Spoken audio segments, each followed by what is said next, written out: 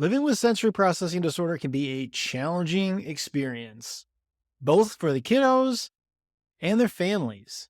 The daily struggles faced by those with SPD often go unnoticed.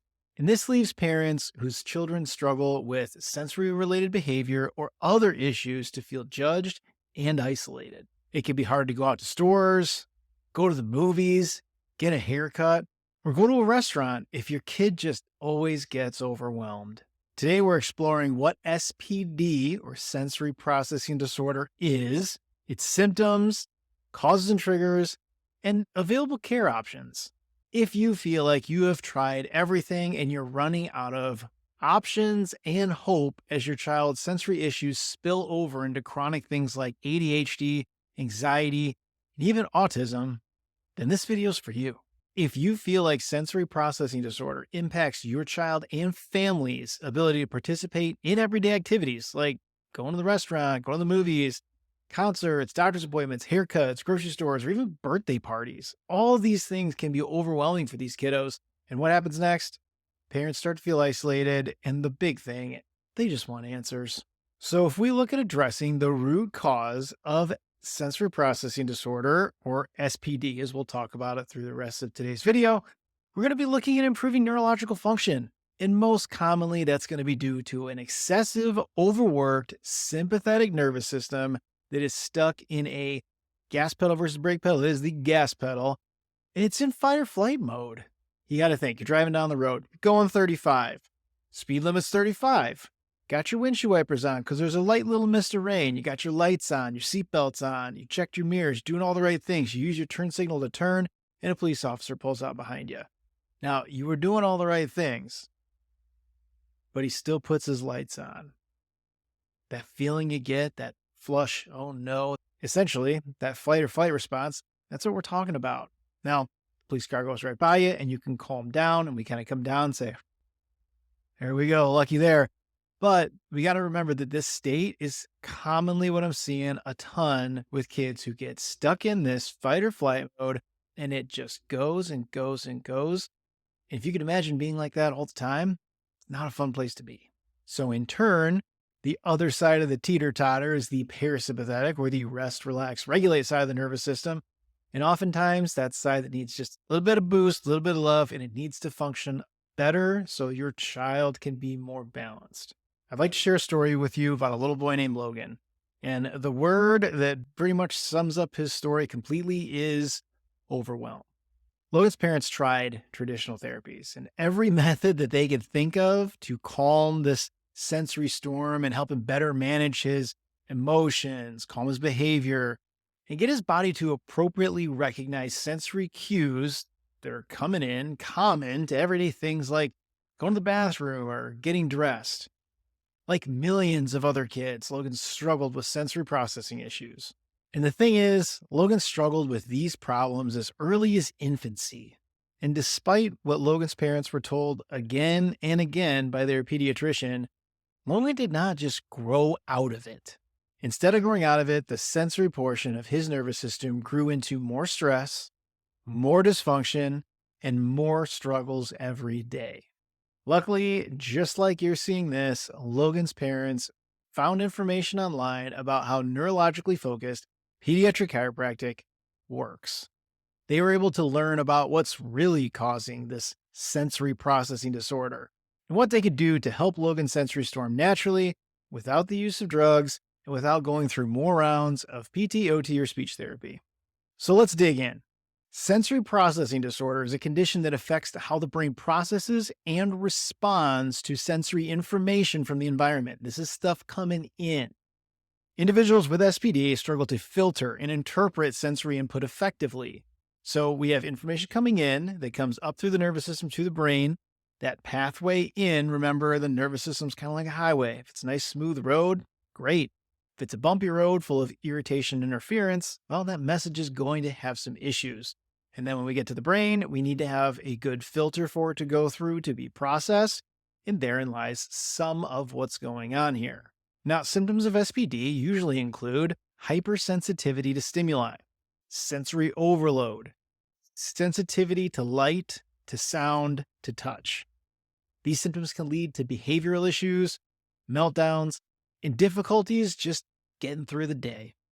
Now, there's a really strong correlation between SPD and early exposure to stressful events and physical injuries during pregnancy, labor, and delivery, that birth trauma, and in early infancy and childhood. These factors can disrupt that neurosensory development that is happening so rapidly in a young developing child and can contribute to the development of SPD. Now, you may be saying, well, what can you do to help that? And honestly, this is exactly where I come in. Well, when we're looking at a neurological basis for pediatric chiropractic, like I do, we assess physical stress called subluxation, dysautonomia, and vagus nerve dysfunction. And all of these, we take them head on as they play a significant role in sensory challenges. Now, subluxation refers to misalignment, fixation, decreased motion in the neurospinal system, which can contribute to that neurological interference and imbalance. I always say it like this: interference, irritation, subluxation, doesn't matter what you call it. It's a word. It's what's happening that we're interested in. This is why when we're looking at drug-free care options for SPD, right up there is neurologically focused chiropractic care. And it's not just kids that we take care of with this stuff. We're looking to address the root cause of this neurological dysfunction. Our approach focuses on restoring balance to the autonomic nervous system, that sympathetic stress stuck on, and the parasympathetic rest, relax, regulate system, and also removing irritation, interference, whatever you want to call it, from the vagus nerve so it functions like it should. How on earth do we test that? Well, I'm glad you asked. One of our key tests that we look at in our insight scans is a test called heart rate variability. And this technology can be used to measure parasympathetic nervous system activity, that rest, relax, regulate, and monitor progress in kids with SPD. Heart rate variability, or HRV, along with other tests such as our neurothermal or our neurosensory EMG, can provide a comprehensive assessment of neurological function. And this is what our HRV scan looks like in terms of output. So as you see red zone, orange zone, yellow zone, green zone. Now, I'll give you 2 guesses into which is the good zone. It's the green zone. Come on, we know that. But what's interesting is when you look at the bottom, you see on the left side it says sympathetic, that's stress stuck on, gas pedal down, go, go, go. And the right says parasympathetic, rest, relax, regulate. Now, the way that we look at this in terms of its importance is the black line going vertically through the picture represents a good balance. 50-50, the ability to transition from one state to another and not get stuck. As we see in our image on the left, well, hanging out in the orange zone, we're in no man's land, stress stuck on, sympathetic, go, go, go, exhausted and wound up at the same time. Now, over the course of time, as we're looking at this progression, because this is the same person, this test taken multiple times, and that's the cool thing about objective data, is we can measure it to improve.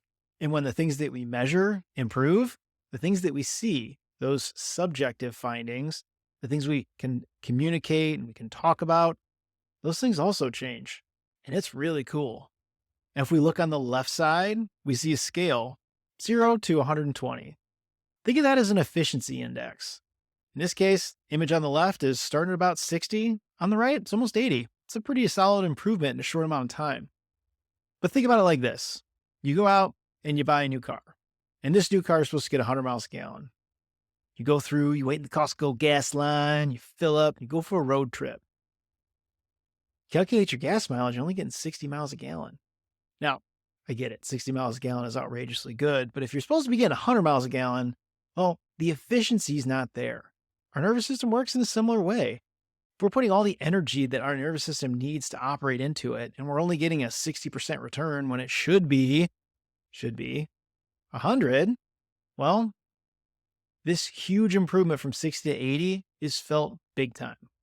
And when we see that little white dot climbing back into the green zone, we know that that is going to be not only great progress on paper, but in everyday life as well.